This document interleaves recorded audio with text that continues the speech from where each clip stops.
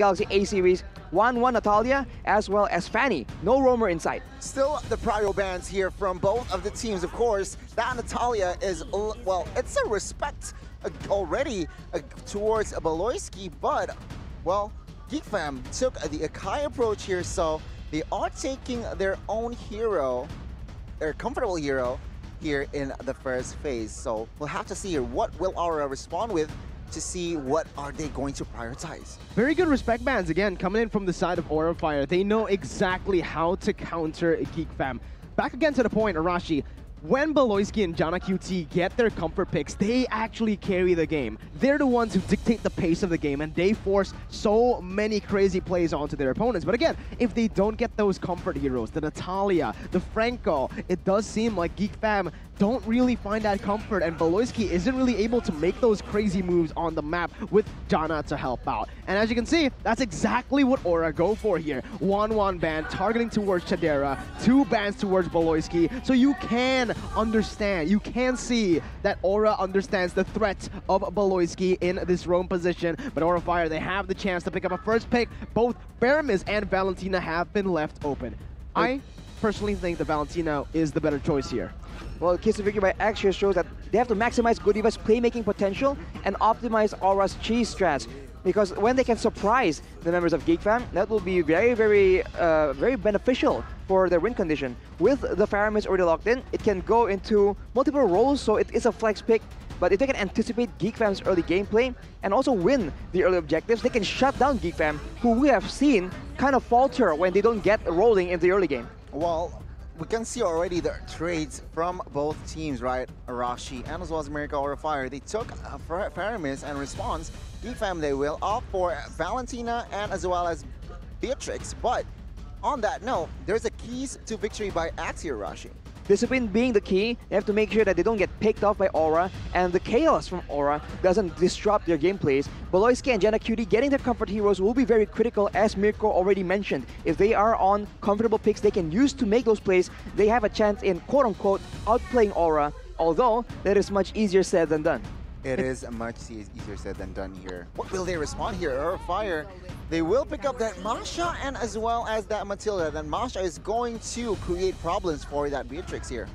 Masha is a very, very good pick up against something like a Beatrix here. You know, anything in the back line, Xavier, a Beatrix, a Yves, you want to get that Masha to just provide that threat into that back line, and Chadera's going to have a tough time on this Beatrix if the Masha is able to scale up. With the Matilda as well, I don't know, you know, they're going to lack a lot of range. They're going to have to go for something with a little bit of range in the second phase as GeekFam wrap up their draft with a signature pick. Not a signature pick, actually. It's just one of the meta picks right now, the Paquito, picked up by GeekFam. And this will act as a very good flex hero for the side of GeekFam, as it can go to the jungle and it can also go to the XP lane. Right now for GeekFam, the win condition state, they have to win in the early game and start snowballing. With Beatrix, with Valentina, and Paquito, that is absolutely a likely possibility. And of course in the late game though, they can rely very much on Kadira to be that long-range damage advantage. So we'll have to see, man. The Beatrix have been such an issue, and the thing is, you don't really counter her by actually diving at her. So it's going to be very difficult for Aura. They need to find some kind of crowd control, some kind of lockdown to make sure that Kadira actually gets put under control. The Popo and Koopa ban as well. Like I mentioned, Aura needs to secure something with long range, Arashi. GeekFam, they noticed that and they banned 2 heroes, targeting towards Kabuki and also getting the range hero out of the way. We all know the signature pick here this season has been the Yuzong, but that Popo and Koopa provides so much threat for every single member for the side of GeekFam right now. Aura, though, they ban out the Estes, so they're taking away Jana QT's hero, and they're also respecting that Estes pick. Well, as of right now, it seems like GeekFam will try to play the early game, like you said, Mirko, but it's going to be a tough time, right? Because it is going to be a tough task because they have Matilda from the side of Aura and as well as that Faramis, but GeekFam, they add more firepower in that early game with the addition of that Bellman. On a Demon Slayer, this guy is unstoppable. And this is a new hero for Jana QT, Gani. On that Demon Slayer, on the Bellman, he is going to be able to secure a lot of those neutral objectives. So the thing is right now that I want to ask is Is he comfortable on this Balmond? Because Aura Fire right now, they still have a plethora of different picks for Hai and for Kabuki. Probably the two people that are the scariest when it comes to the hero pool. As you can see though, there's a comment from the man himself, Hai, saying that Janna QT is very aggressive as a jungler, but our team is pretty solid to handle that pressure. Clint picked up and the Amon. So the signature Amon for Hai, and they pick up a long-ranged hero, the Clint, like I mentioned. This is something that we haven't seen though from Kabuki, I think ever, Arashi. This is the first time I've seen Kabuki on a very safe marksman. Ooh, I mean, Kabuki always has better performances, more shot performances when he is on a playmaking goal laner. But before that, there's a comment here from GeekFam. For next, we still need to be more confident, and now is a good momentum because we are going to meet a tougher opponent. Wow. So Beloyski is very much ready to take on Aura, and with that last pick though, that's going to be the Cho. Well, adding more crowd control in their composition, which is going to be very deadly for that Clint, and as well as Amon. So this is, ladies and gentlemen, your composition. Who will enter the Land of Dawn for our first game? And this is going to be the talents prediction by Axe, unanimous here in the caster's desk, all leaning towards a fiery dragon. I actually asked to switch to Geek Fam right before the stream started. I guess they didn't, change it there, but yeah, I'll say it. I'm going for Geek Fam. I'm rooting for Geek Fam here, just like the 24% of you guys watching back at home. Audience prediction by TikTok right here.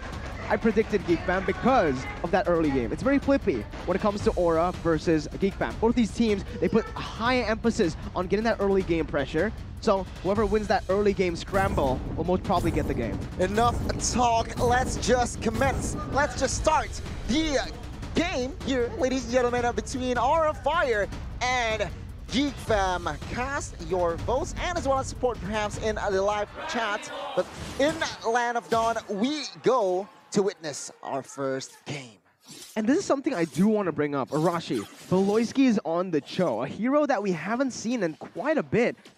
And again, we'll have to see whether or not he is going to be comfortable on this hero. It is a playmaking one, and he is already going into that enemy jungle. There you go. Yeah. Beloyski here forced to use that flicker early. 3 men already hunting this guy, but I'm quite sure that he is able to escape. It's really very low for the Lito fight though, so I think Aura will have the advantage here. And you were talking again about how the early game is going to go. The Lito gets taken by Janna, so he's really doing very, very well. But Aura, even if they fall behind, they have that discipline. We have seen that they are comfortable going all the way to the late game and playing very, very calculatively. So it's a new evolved Aura, and Geek Fam need to be aware of that. There's a fun fact here, ladies and gentlemen. MPL Season 4 till 7, Aura and Geek for 4 straight seasons has not entered the playoffs. But there you go. Last season, Aura Fire broke that record. That's the thing, coming into this matchup, right? Even in the previous matches, Arashi, four matches were won by Aura. So Geek Fam have a lot to prove here in this matchup. And it's all going to come down to the first early neutral objective fight. Facehugger, will he have the Cold Altar ready? And for the side of Geek Fam, will Elzura be able to take that Cold Altar away? Because we've seen many times that, there you go, they don't let him move. Beloyski has no flicker. He will go down here. First blood by Samson, presented to you by Aura Fire. What a play, what a setup, and this just creates enough space for Aura Fire to take the first Lord down. If you don't want the Roamer to make a play, you take him out. The best crowd control is death. So Beloyski won't be around. Aura makes the play for the turtle, but it seems that the Geek is still contesting. Yeah, Janna QT will steal that turtle. Call of Altar though, forced to fight here. Luke very low, will not be able to survive here. I might be wrong. Luke with 1 HP will go down. Janna QT caught in the midst of battlefield. And yeah, he will go down. Facehugger will claim that double. I don't know if that's going to be a worth trade. I think it's still Aura who walk away with a very, very valuable trade. Sure, they lose out on that neutral objective, but look at that value. 3 kills going over to Aura, as that was a 2 for 0 in terms of kills. And Geek Fam now, they're going to be on the back foot with a 1.4 thousand gold lead. And take a look as well at the emblems. Arashi, Kabuki's opted to go for the killing spree instead of the weapon mastery. He's going for aggressive plays right here, and he'll be trying to snowball in that lane and make sure that he gets a double benefit of doing a lot of damage and also shutting down Kadira. Because later on in the late game, when you have the Faramis and you have a Valentina, they can steal and copy each other's cult altars, right, essentially. It's going to be very impactful for the gold lane to be able to dish out a lot of damage. So Kabuki and Kadira both have a big role to play in that later stage of the game. Okay, you can see here Beloyski where Dragon connects onto its Kabuki with that guiding win. He is able to escape. What a play by Godiva. What a coordination. And it seems like Kabuki is, pressured. He's struggling to far here, top side. Even then, he's still actually able to steal away a little bit there in the jungle department from Jana QT. Again, back to the topic, that early game is very, very important, and they're already looking for a play down below. Oh, with the shards here, Luke is in trouble with no spells whatsoever. High will pick up the kill, and now it seems like he cannot respond. Well, I might be wrong, actually. Elzura, bot side, picks up a kill on towards High, so it is an even trade just based on that fight. Ooh, right now Beloyski though, he did get jumped on, but he'll be able to actually escape, but he turns it around on Godiva. The flicker though didn't reach far enough to kick him backwards towards his team. That is unfortunate as the turtle now spawns and there is no flicker available for Beloyski to make a play. Yeah, seems like now the turtle will be claimed by Jana QT. Call of Altar by both parties has been popped here. Beloyski will still be able to survive as that Kadira with that, well, Wesker, no, Brenner is not able to take any person down. Donnie, it was a Nibiru, buddy. You know what? Here, you need the new Axe effect. That's what you need right now, because the better you smell, the better you cast, Donnie. Let's go. Here, let me spray it on you. Boom, bang, bada bing. Now you're fresh. Let's get back to the game. Beloyski here will take a lot of shots, but with that Way of Dragon, actually, High is the one who gets caught. Facehugger is next. That was an overcommitted play. Top side there by the side of our fire. A very good disengage as well from the side of Beloyski, able to read out that movement, Arashi. But 5 minutes in, it's time for that item check.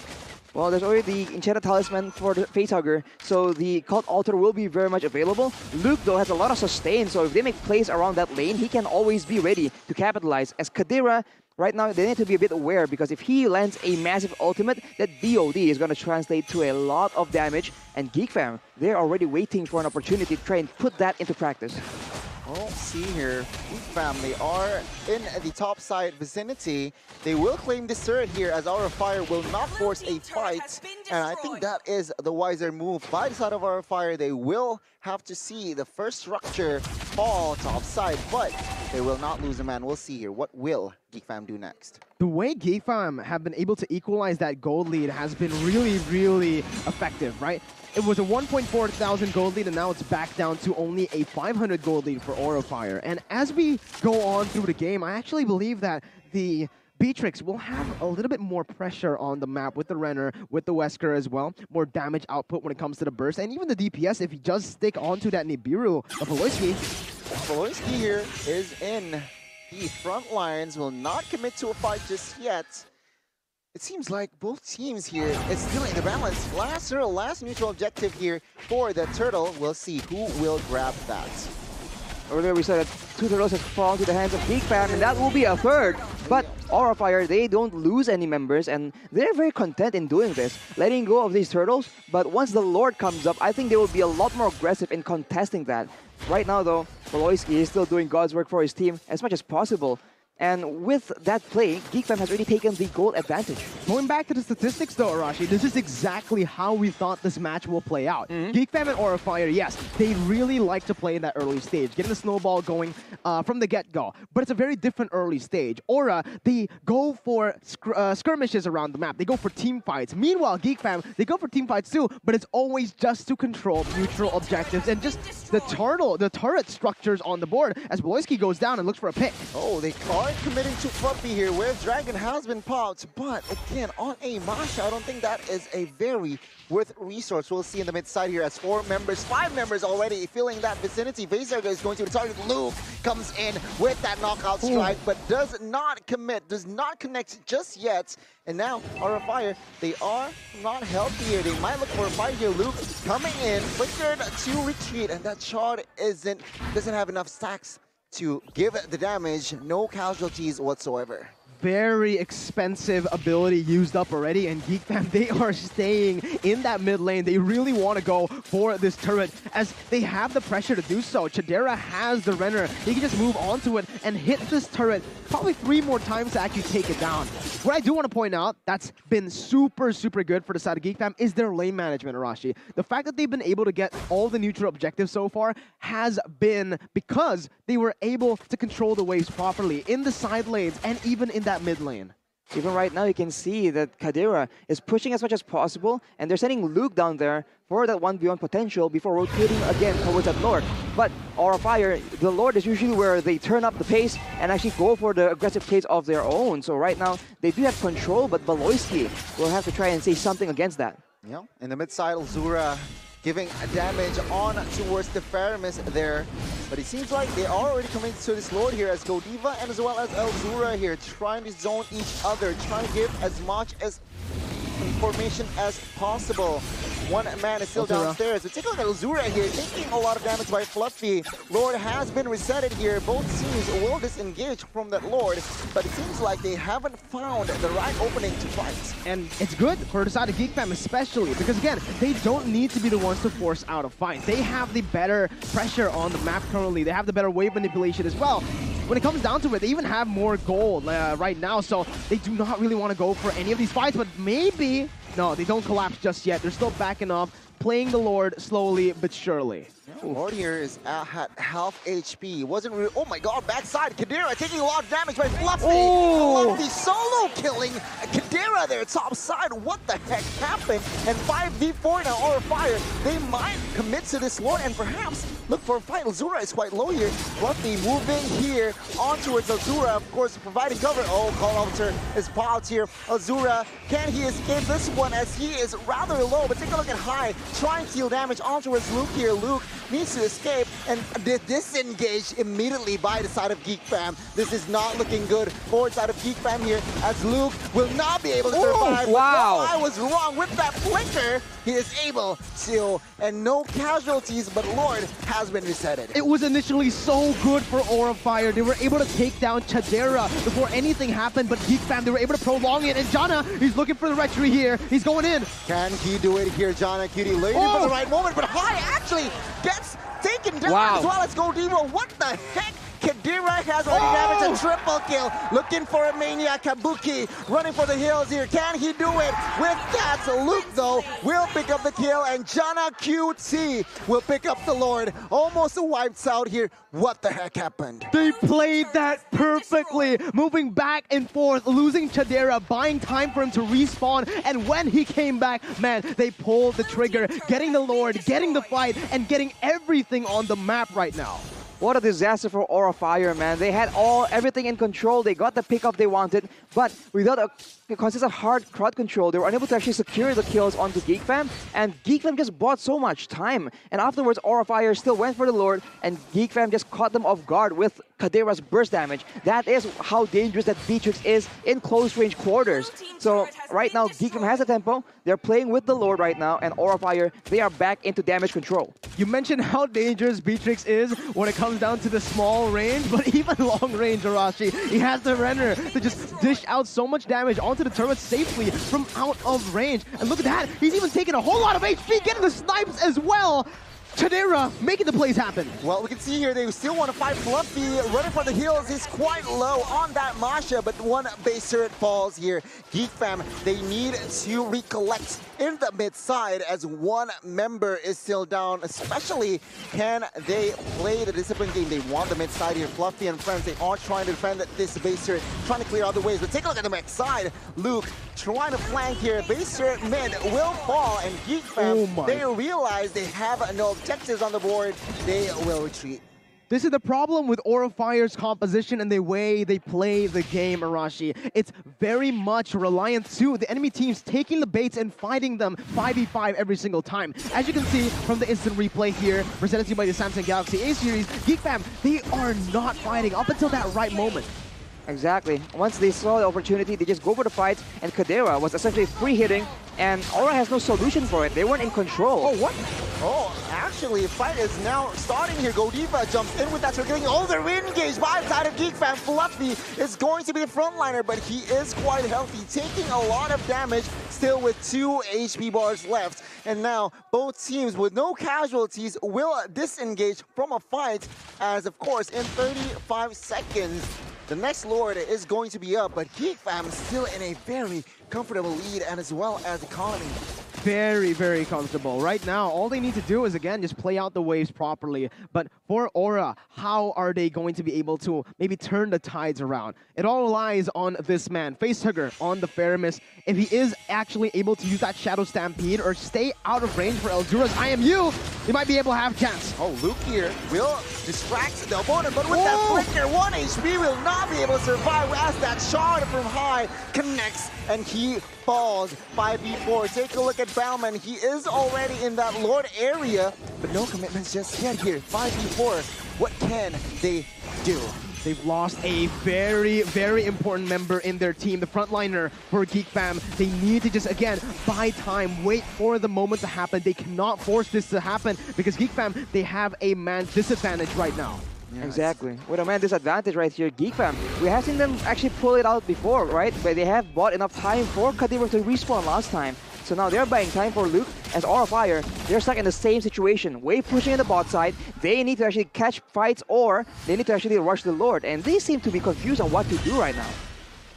It's a very good play by Geek Fam, right? They were able to, again, just use the Lord, fading it back and forth. And now with the Wesker, they're going to go for the commit onto it. Okay, Luke taking a lot of damage. Whoa! Actually managed to steal the Lord. And take a look at that. 1 member, 2 members falls from each team. And Geek Fam lost their momentum there as High got the sneak play in. And yeah, he sold the Lord, the enhanced Lord. This just might prolong the game, and this is just what Aura Fire needed. That was, again, so good by Aura. You know, the plays have just been happening consistently for both of these teams. But like you said, Arashi, when they don't need to care about these waves anymore, that's when Aura Fire shines. As now, we are going to take a look at the item for both of these teams.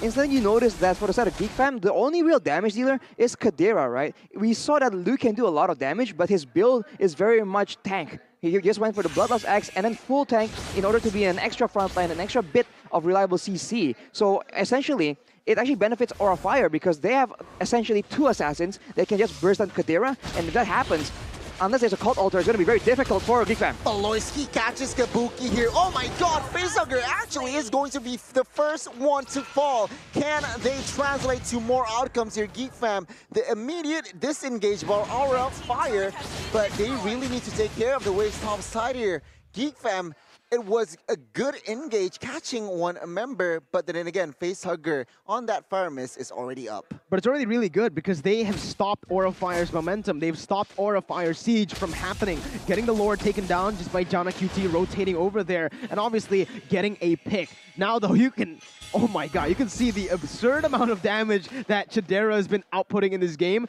and the damage dealt by Axe. 81,000 in 16 minutes as they look for Fluffy. Oh, is this the right target? Fluffy, Wave Dragon has been wasted on this guy. Geek Fam, they will not overcommit on towards that Masha. They will disengage from any type of business here.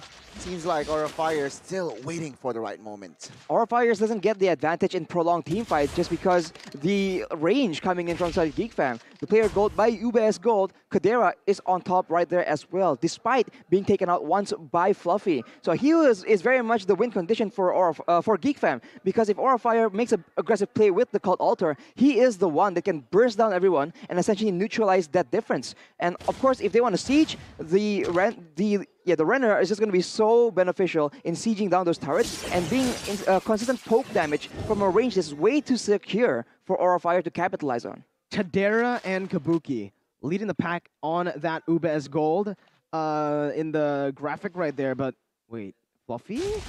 No.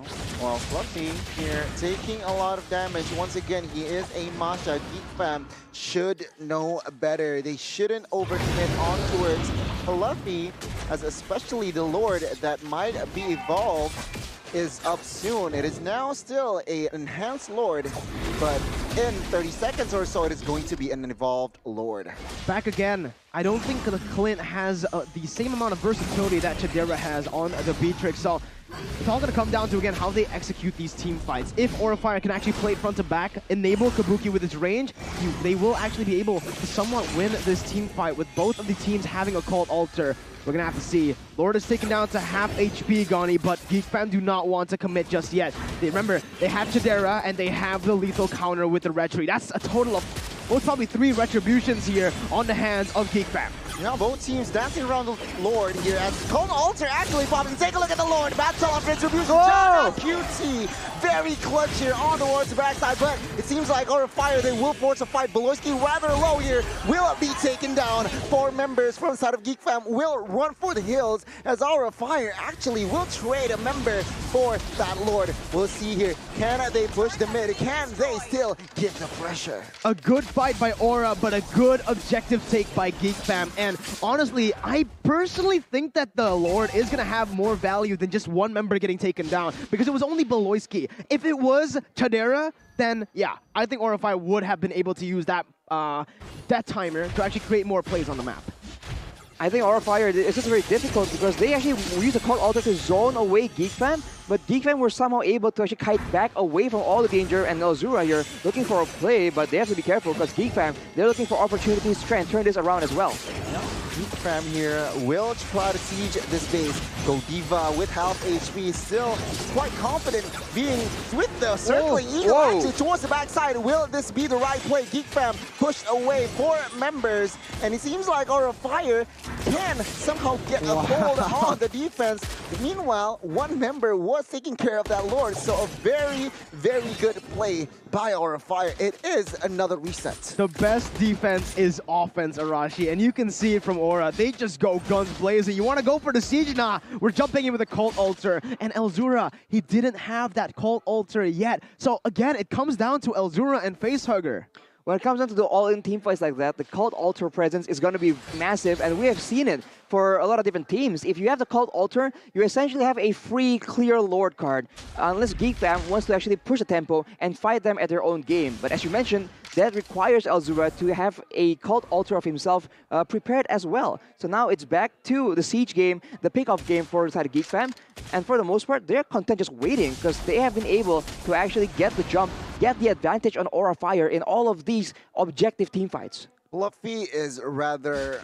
yeah, his HP is amazing. I mean, 3 Guardian helmets in hand. My god, and the Twilight Armor. And the Twilight Armor just adds more oomph to this guy. Meanwhile, Geek Fam, if we're taking a look at the items here, Cho sold one of his items, but of course, Elzura, he opted to build a Radiant Armor here on that Valentina, so semi-hybrid it seems like. Yeah, it's a very interesting build that Geek Fam have gone for, especially Elzura here, because they are actually trying to just funnel the Beatrix, in my opinion, right now. I don't think the Valentina does enough damage alone. She's mostly just going to be providing utility. Again, by stealing away the Cult Altar, by terrifying, using her CC in her kit against her opponents most of the time to enable that Beatrix to deal damage. I don't know, Rashi, do you think Geek Fam should just, you know, make Elzura build more of those offensive items? Because right now it does seem like they are lacking in that late stage damage output with just the Beatrix alone. Well, the Beatrix can do more than enough damage for the team if he's left alone. So Elzura can be a bit more aggressive, can be a bit more playmaking heavy if he has more defensive items. With the Radiant Armor, he can neutralize a lot of damage coming in from the Amon, the Matilda, and from the Faramis as well. All those damage sources do multiple instances, which the Radiant Armor works very well against. For Kadira, he has the Athena shields just in case High makes a big play, but now Geek Fam, they're back at it again, and Godiva is already way, way too low. Yep, Godiva is low, but Fluffy doesn't care. He wants to penetrate the back line. Cult Altar has been fought, but take a look at this. The response, High, using that shard, isn't able to take down. Remember, Beloyski with the Wave Dragon, gets also high. Kabuki gets taken down. Geek Fam, they are trying to engage. His Facehugger will be able to escape with that guiding. But take a look at the flicker play. Elzura, he wants war as he takes 1 member, and that is Facehugger. such a good engage and a re-engage from Geek Fam with the Cult Altar, saving it for the last moment there. Elzura, definitely the man of the match, the man of the play right there in that team fight, as that just enabled Geek Fam to pop off in the team fight and to secure the Lord presented to you by the Samsung Galaxy A series. And it looks like Geek Fam wants to go for the end right here with the Evolved Lord. Oh, Aura's fighting is difficult because they can't dictate the fights right here. Godiva and Fluffy go back in again, but there's only 2 of them against 3 members coming in from Geek Fam, 4 even. And Godiva will be sacrificed. Yeah. Oh no. Or not. Desperate play there from side of Geek Fam. Seems like with the Lord here, Evolved, Wave Dragon connects on towards Fluffy. Can he escape this one? As yet, a lot of burst damage. Cult of Altar pops force there, but Kira taking a lot of damage, still has that Immortal, but it wasn't outplayed. The Lord now, that is going to be the main focus. Immortal pops left and right here, but the Lord is going to be refocused, and as well as the base is now exposed as Geek Fam looks for the end. And game number 1, the Geek Fam, they take this game. A very good